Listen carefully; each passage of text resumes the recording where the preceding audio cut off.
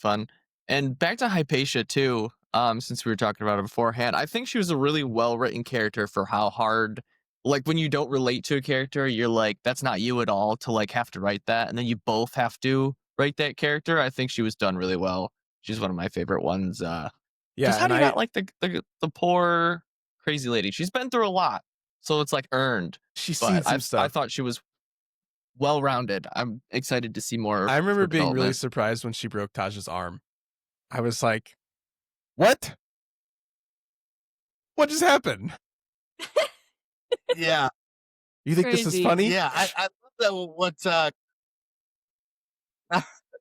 I love what Curtis. I think it was Curtis said in the review talking about like, well, that's what happens when you're alone by yourself for like 10 plus years, like under the ocean, like you're just disconnected. And Yeah. she scorned Ek. Like she basically tried to get out of the mafia, if that like metaphor Mhm. makes, Yeah. and like just been through so much. I try to really display that in the beginning when Ren tried to get like mad at her, like, you didn't come find me. How do you not know about me? Like, what happened? And da, da, da. It's like, you think you have this figured out? Like, I have been through so much.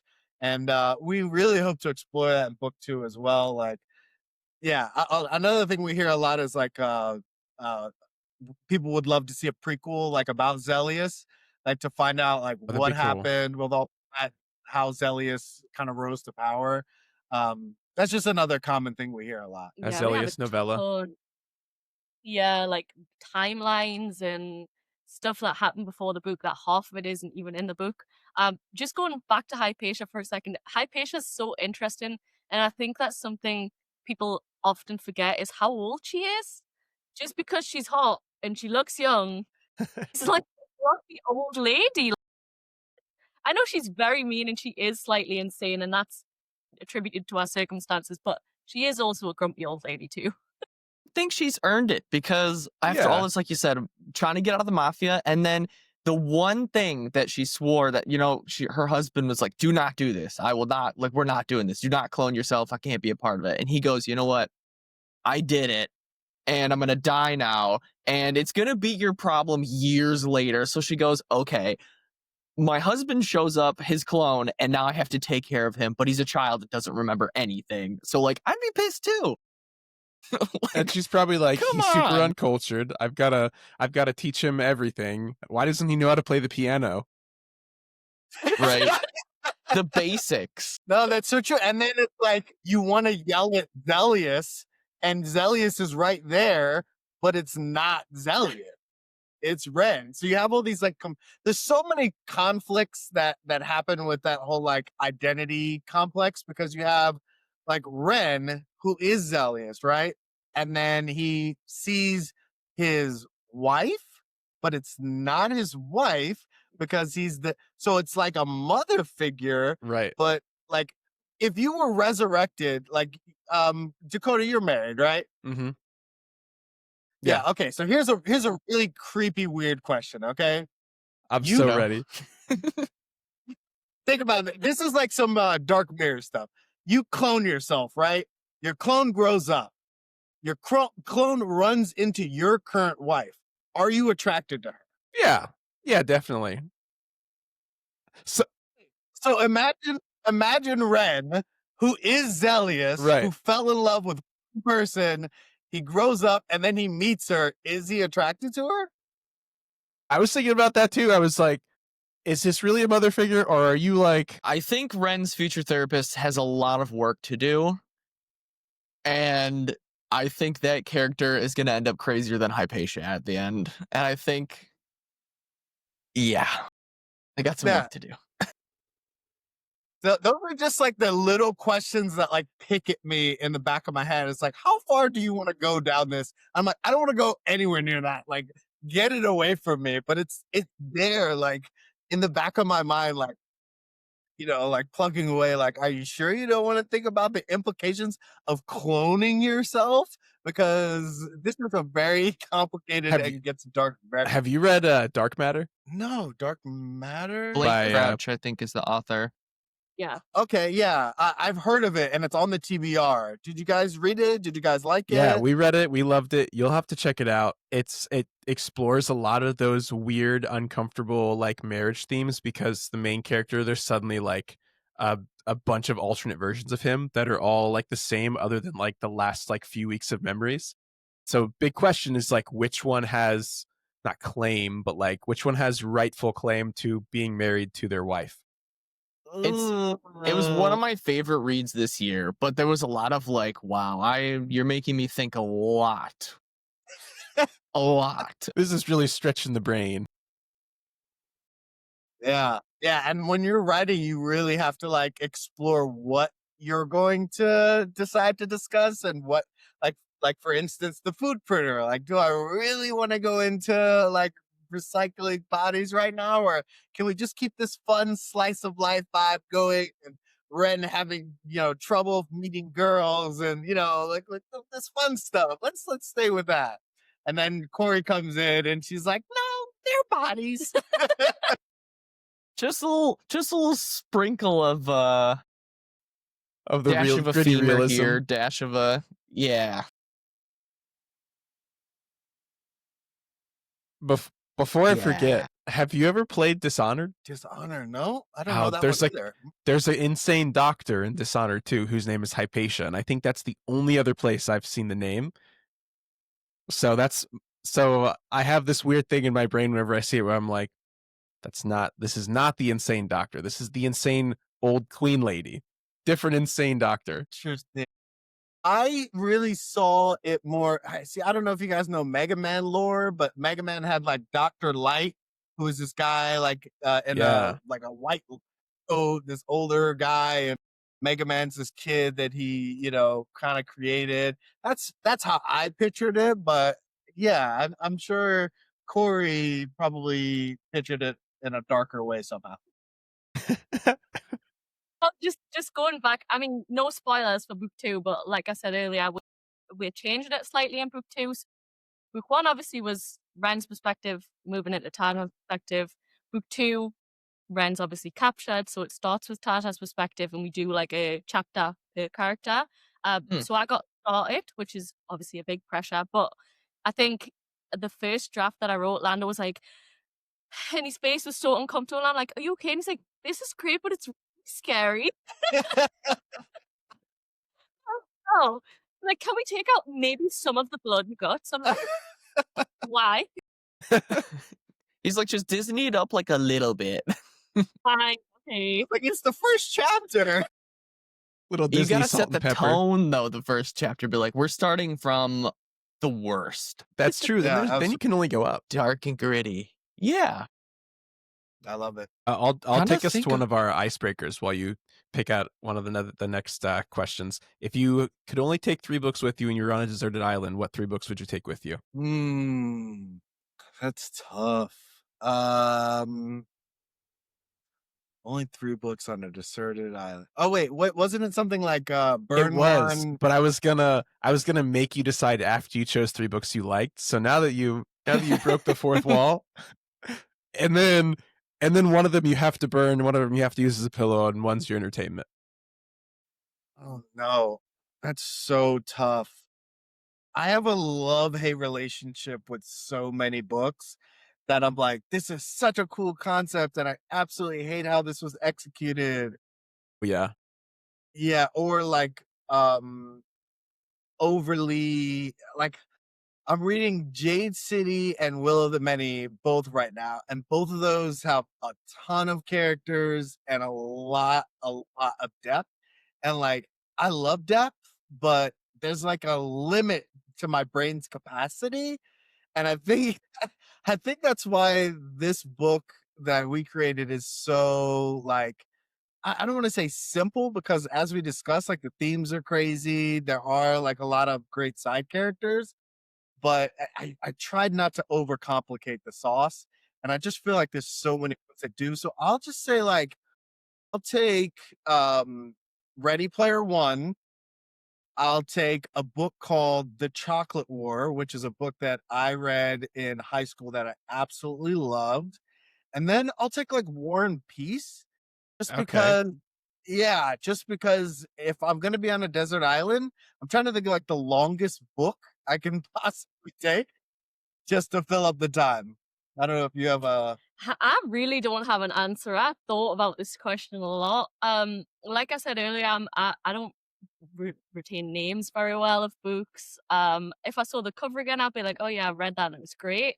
I also read a lot of, I wouldn't say obscure media, but one of my favorite stories ever isn't even a story. It is a I mean, I guess it's a chapter by chapter story which is unfinished in a forum about zombies, and it's called Mom's Journal of the Zombie Years, and it's basically a story of a mother who the world turns to chaos and zombies come, and it's just her surviving with her family and like talking about these recipes, and in their little like enclave they like build around their estate. And it's unfinished and it's from maybe like 10 years ago, and I've read it probably like 20 times, and every time I go back I'm like, please finish the story. It's like 2012 and she hasn't touched it. But yeah, so I don't really have an answer for books. I'll be like, a survival book. Is that cheating? No, Oh, that's perfectly No, acceptable answer. that's a great answer. I'm yeah, curious why neither of you chose to bring your own book. because I would look at it too much and hate it. I feel like it's one of those things too where it's like you wrote it, so you're like, well, I already know I don't need to read it. Like I already wrote it That's type true. thing. In my head, yeah, still hate. yeah. Yeah, We'll never We're- leave. It's like you're a chef and you have a signature dish. You're not going home and making your signature dish. You made it all day. Absolutely. Yeah, that's a good That's point. true. I didn't It's true. it didn't even cross my mind, but I guess we just know it so well. We just like we talk about it constantly. Mhm. Like it's here. It's here. You don't need to burn it to keep your fire warm because it keeps you warm inside. Just thinking about it. So wholesome. It's corny and heartwarming, and I approve. That's our normal balance. We find we're corny and dad jokes somewhere in the mix there. Yeah. It keeps life interesting. I think I just have one more big question. I think besides like little ones is like the co-writing process. I feel like is one that's just for me personally, I feel like I'd be like, why is this person working on my stuff? Like my brain would not like do well with it. So are there like things that were like super awesome about it? You're like, oh, thank God they're writing this character because like I just don't have it in me type thing. Or was it easier? Was it more difficult? Like, Is what are that how your guys' you, thoughts on that? Curtis? Is that how you feel when I'm like creating shared documents for us? You're like, why is he touching my stuff? Yeah, I'm like, I already did this. We go, well, I did it this way. I'm like, oh my God, fine. We'll do it your way. So I always use this metaphor of like, if you really want to test your relationship, a lot of people say like go on a road trip together because you're like come to that small space for long periods of time. But that Google Doc could get be very much like that vehicle. Although I will say, like recently, she wrote a scene for book 2, and I was like, I would have never thought to do this scene, and I'm so glad to have somebody who thought to like, there's a great opportunity here for like this really emotional scene. Like, why don't we explore that? And I was just like, wow, like that would have never come out of my mouth. And there's so many instances like I can sit here all day and like, do we have disagreements? Of course we do.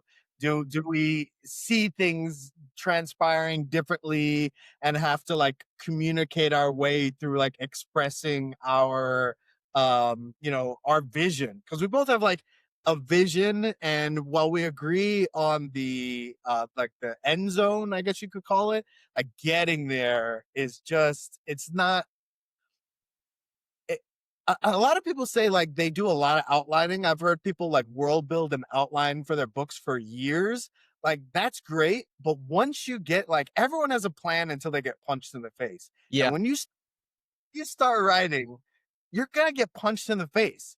I wrote myself into corners. I wrote myself into like there's so many instances where I'm like, oh my God, if he's there, then how can he be there? If this happens here, how can this happen? You know what I mean? You'll drive yourself crazy. So all that does happen, and we do communicate really well. But then I just lately I've been wanting to just highlight these moments where I'm like, wow, if you would have never thought of that, we would have never got here. Or like the dog. Oh The yeah. dog, I don't know if you want to talk about that. That's such a great example. Bella in the first book is my little baby, and I just felt like it needed something. We didn't have many animals. I was like, what is a book without a dog? Valid point. I have to write this. It felt right for Tony's character to have this little like scrappy mutt, and like it softens him a lot to have this little baby that he looks after, and she's like a little old puppy. And I wrote that moment with K2. I think that just came out of nowhere. I wrote the moment with K2 where he's like lying on the bed stroking her nose, and I was like, I'm obsessed. This has to go in. Like, I don't think this is necessary right now. I'm like, no, this is necessary right now. I don't push back on a lot of things because it's his baby and it's his story originally. And I just came in and I don't feel I mean, you take a lot of my ideas on board, but I don't feel it's my place to be like completely change the story.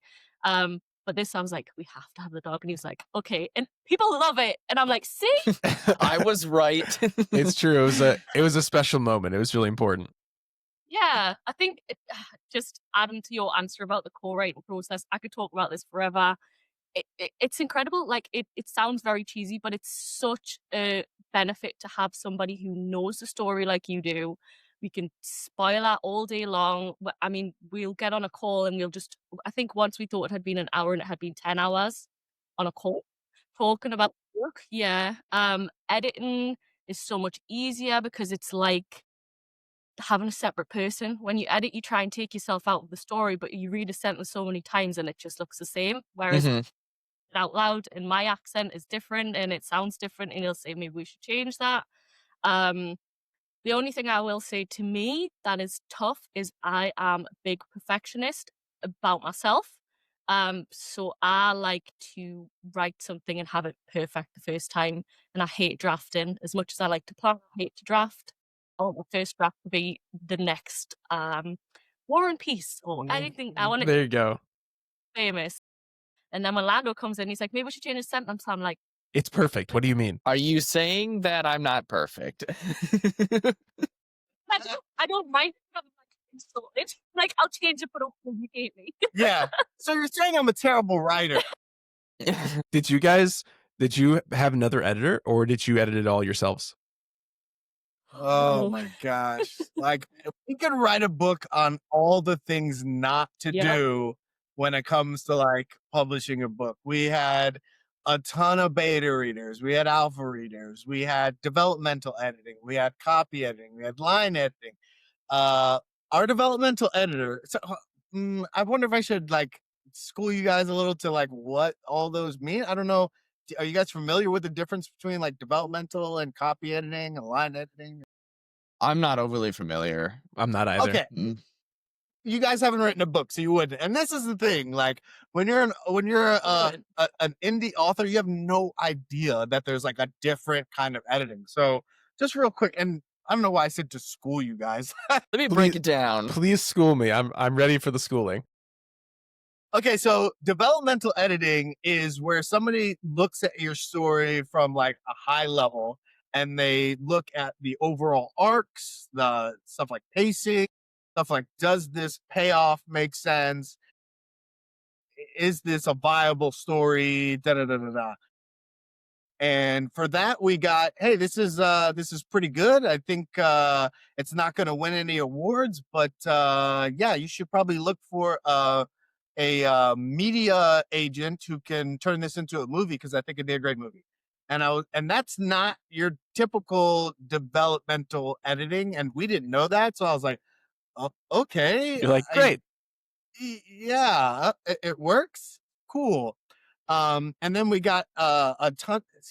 There's a ton of different ways you can look at like copy and line editing, but really that is about like looking at each individual line and making sure like grammatically, structurally, it all makes sense, it flows right, it sounds right, so on and so forth. So you have like a high level edit, and then you have like this very intense line by line edit it, but they're not looking at like the overall themes. Mhm. So we did those, and honestly, we got more feedback and great stuff from our beta readers. Which, if you look at like financially investments, you're talking like apples and oranges. Like the developmental editor can be thousands, the copy line editor could be thousands. Beta readers can be anywhere from like $50 to like $150, Wow. and sometimes you're getting more out of the beta readers. Like even you guys, you sat down for a half an hour and talked about our book. That's like priceless to us. I mean, that's you really you can't pay enough money for that. So thank you guys once again for doing that. But yeah, as Of far as the course. question goes, editing, it was a lot and very disappointing process. And I think book two is going to be very, very different as we explore. I don't know if you want to add anything to that. Just the editing, again, like Lando said, we didn't know anything. We didn't know those different terms. We didn't know what people were and weren't supposed to do. We were getting very conflicting feedback from um obviously a benefit to saying something in a specific way because we didn't know anything. It's like the editing in particular is something I always bring up. So if we have like a sentence with a contraction, we'll bring this up. The software that the editor used, because he didn't go in line by line as you should, he used a software and then basically did nothing else. He changed all of that to we will. So there was dialogue that was just, it sounded like a robot was speaking, and we had to go back, and some of that is still in the book, which is so frustrating. But this was at an end stage. It was supposed to be the last few fixes.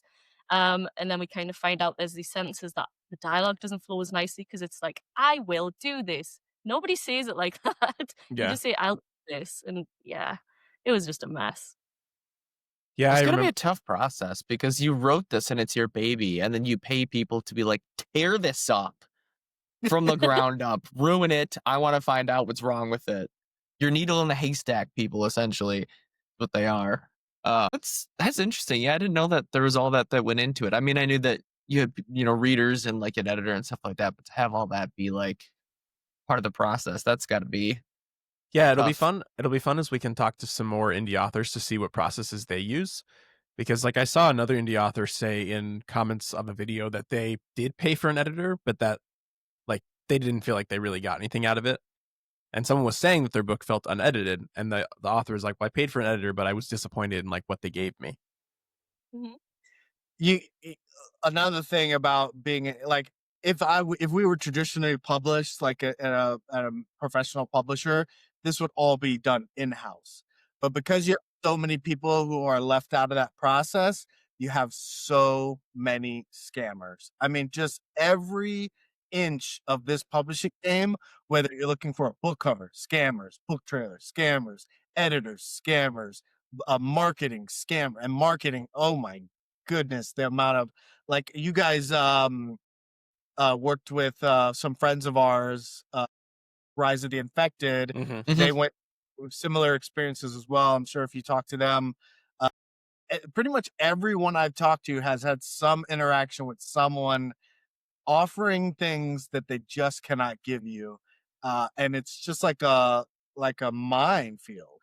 It's just like everywhere you turn, somebody guaranteeing you something that they have no reason to promise you, Yeah. or the skills. And that's why it's so crazy to run across these beta readers who are, they just love reading, and they're bringing up things that like we never would have thought of. That's what I was going to say. Yeah, I think that's the difference. And I'm sure there are professional developmental editors that are amazing at their jobs. Unfortunately, we didn't meet them. But the difference between those guys and the beta readers and like people like yourselves from TikTok and all that is you are actually interested in the story. And I think that's what it comes down to.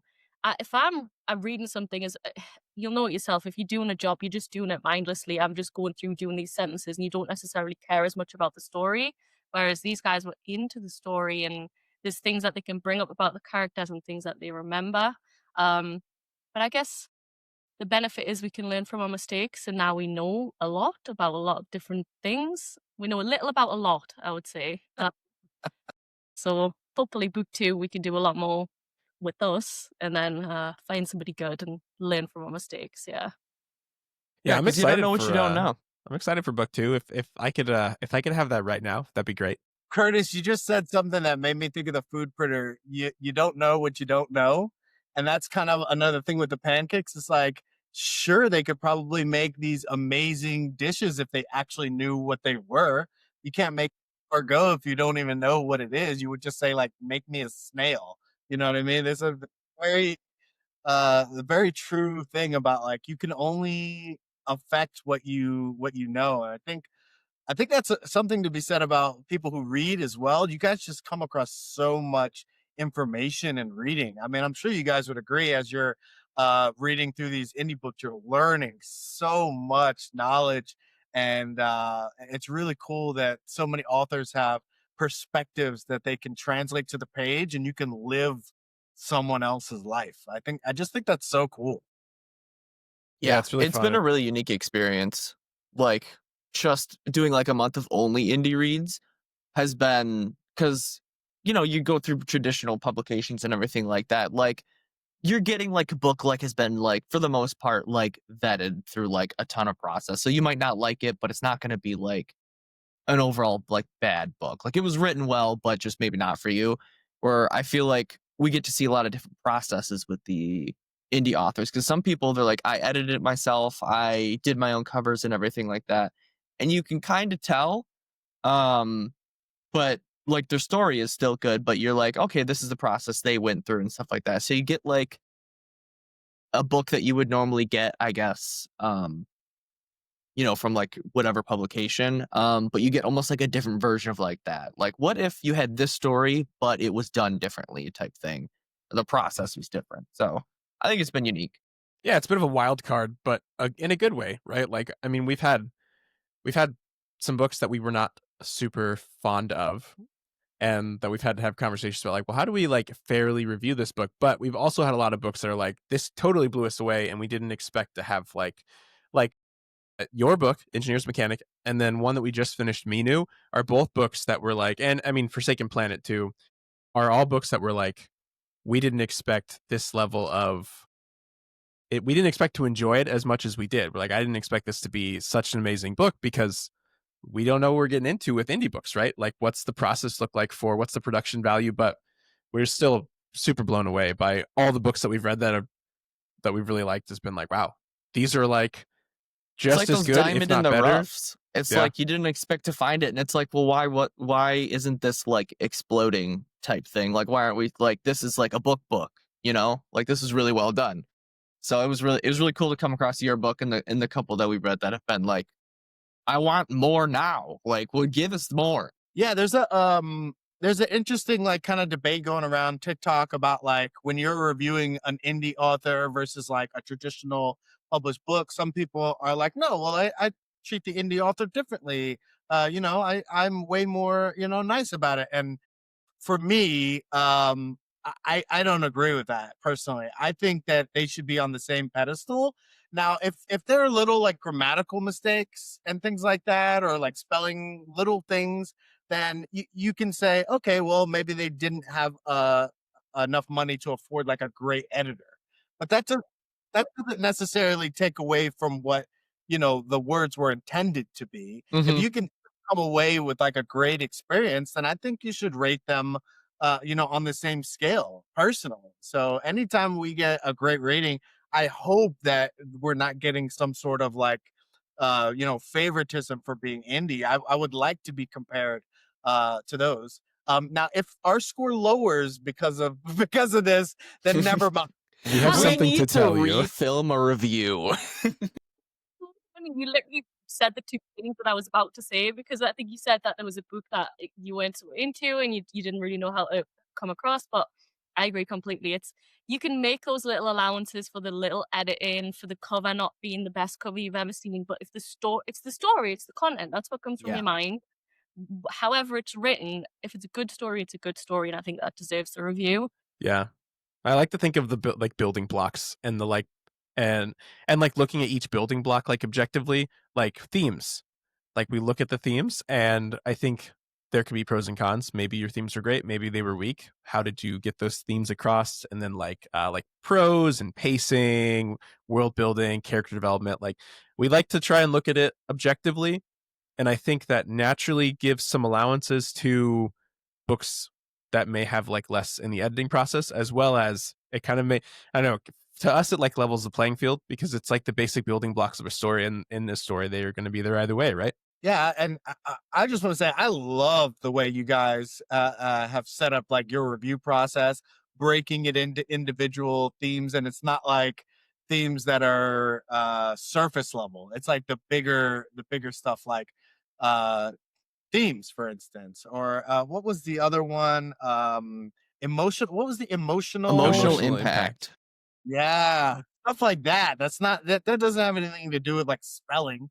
It, Right. you know, we read the book. Did it emotionally impact us, or did it not? I love those bigger questions, and I think that's something that like me on as a TikTok fairly new user, like I understand it's hard for reviewers to have longer form content because for whatever reason it doesn't feed into the algorithm as well, but I love that stuff. So all your videos, I when you guys when we connected, I was like, yes, please. I love the way you guys discuss things way beyond just like yes, no, maybe. Like Yeah. and there's a place for those as well. But as like well. if it's Yeah. all that, like I just really want somebody to like actually go into the book, spoil it if you have to. Like I want to hear about what you thought. And it's fun to do because then we have like, we just read like however many pages of your book, and I'm just going to tell people yes or no. Like, I need to tell you about, I didn't read all that for nothing, right? So been a fun process to do these reviews. And then, like we said, we have some reviews that, we have pending that we're like, how do we tackle this? But like, it's we want to keep our integrity too. We don't want to be just recommending everything like, oh, this person wrote their own book, so you have to read it. It's like, well, there's some stuff that goes into that, right? And so with all of our reviews, we've been asked, like, we're not lying to your face when we say you like your book. Like, I'll tell you, like, maybe It's I didn't true. enjoy it. Like, we'll be honest. But Yeah, no, it's been an interesting process. The long form is my favorite thing to do, and it's like our least like cared about.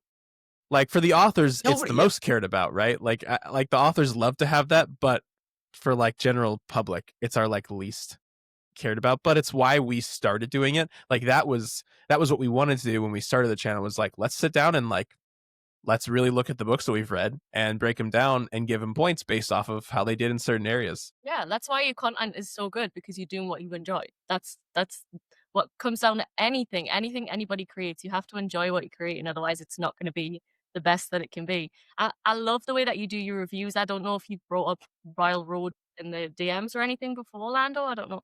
Do you know what Royal Road is? Nope. Other than that, it's in your link tree. That's the first time I've heard of it.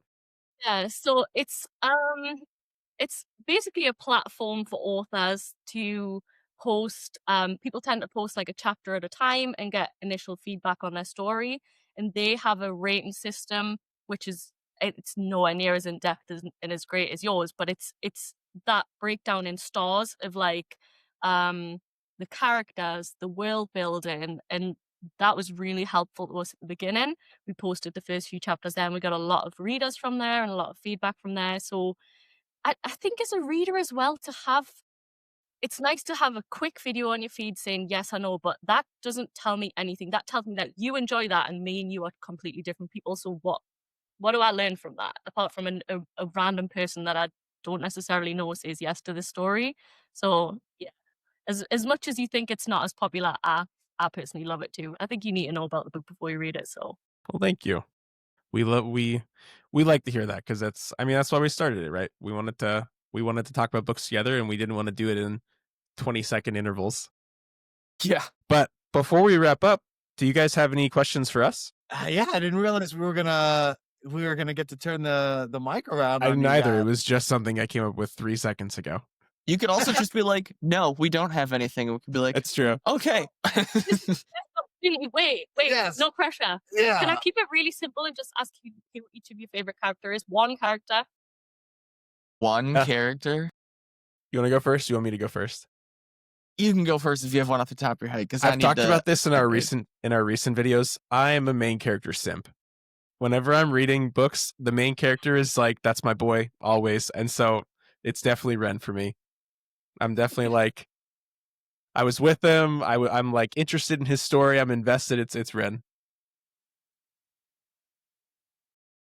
I almost want to say Hypatia because Oh. I like the Mr. Miyagi, like I'm gonna be like your samurai training you to be who you're supposed to be. And also the character for how not little screen time they got, but like compared to the other main characters, how well-rounded she is. And like we don't like know a lot of her history from her. We know it from the background. And so like you kind of get where she's coming from, and for her to be the way that she is after everything that she's done, 'cause she's so smart. Like, yeah, she's old and crazy, but she created like the code for everything. She's not just some, Joe Schmo random lady. um, I don't know. I feel like she's like a very dynamic character that for how little screen time we got, I feel like she might be like the most in-depth person that we got. Absolutely. So Dakota, out of curiosity, because you're very attached to Ren, how did you feel about the POV change at the end? Oh, it was definitely a little sad. But it was like a, and I try to always, when I'm talking to Curtis, I try to tell when I have feelings, I try to say, but this was like my personal thing, and I know that this is not like, it doesn't detract from the overall story. And so when it switched, and I think I might have said this in our video too. I was definitely sad, but I saw the need for it, and I really appreciated how we could see Ren from an external perspective to see his growth. Because like, and I think we said this in our DMs too, you don't see your growth as much personally as much as you do like looking at something from an external perspective. So I recognized the importance of it. I appreciated it. I liked it, and I was sad that Ren wasn't the main character anymore. It wasn't the main point of view. Yeah, I'm so glad to hear I was that. like, how could you do this to me?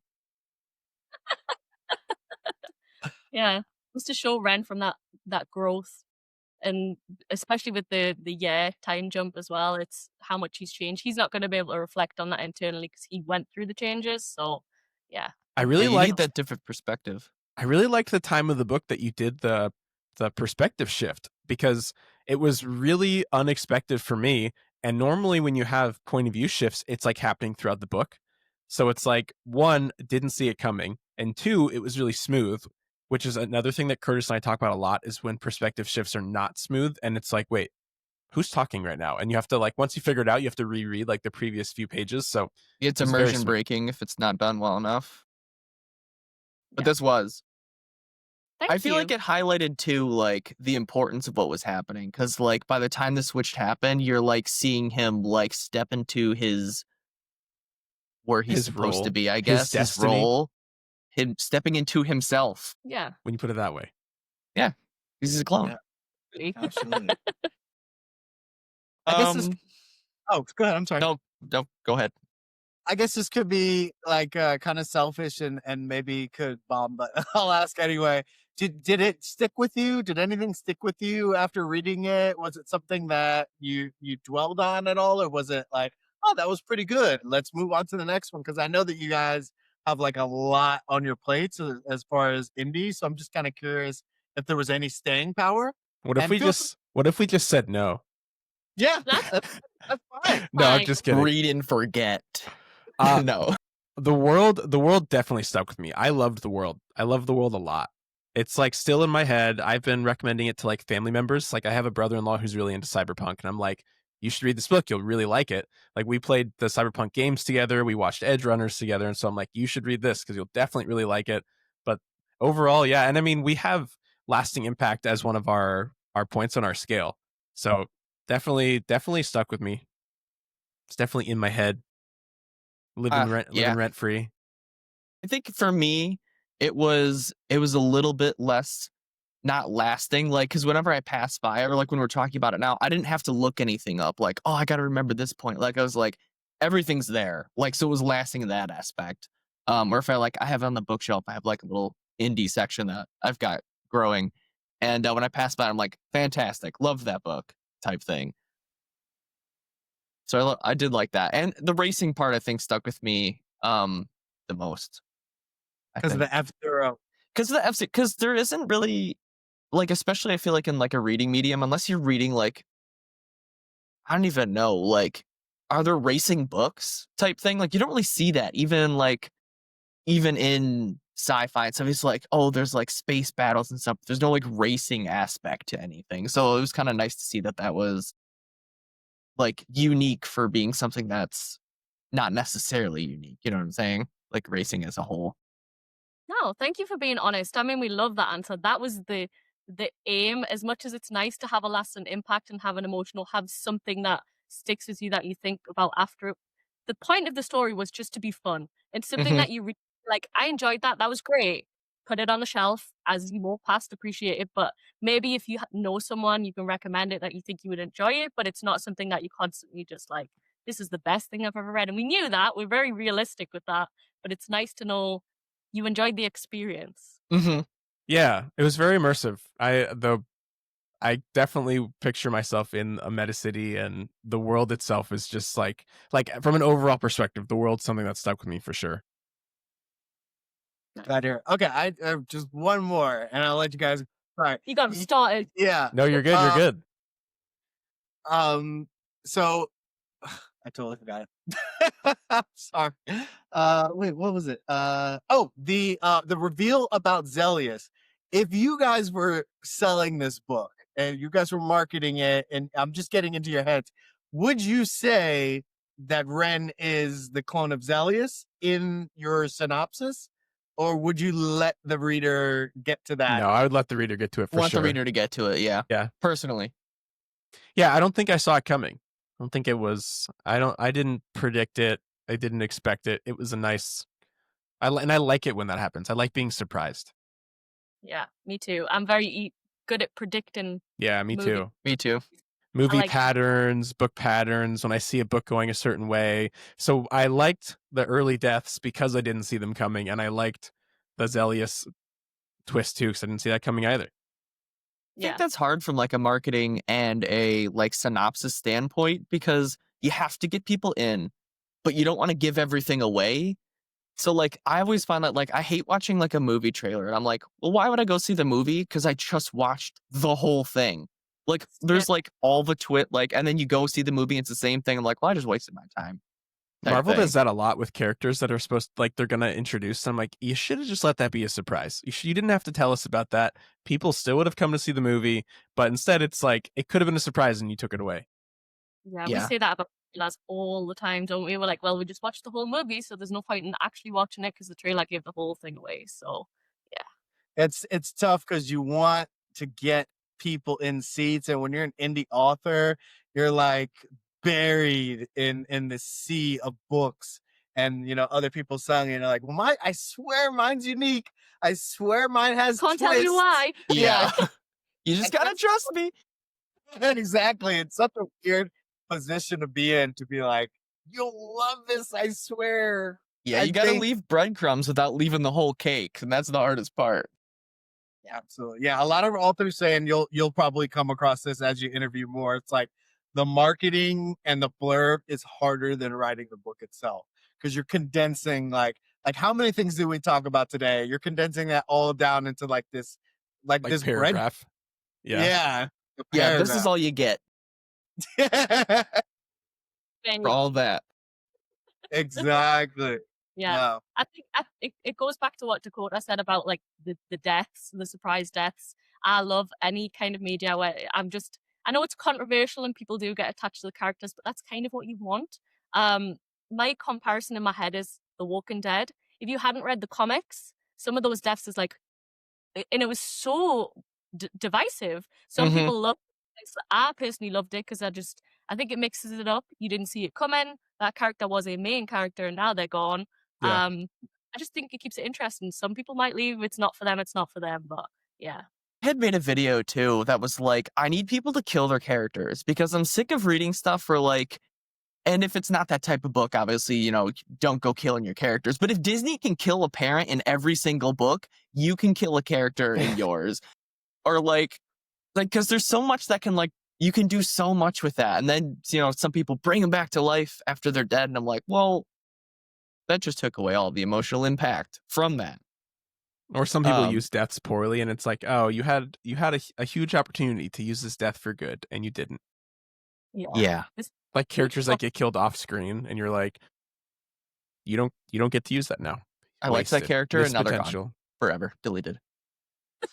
I think just one of the last questions I think we have is, what do you want readers to kind of take away from your book? I know you want like some lasting impact, but is there anything you're like, if you could take one thing away from your guys' book, what would you want them to kind of take and remember?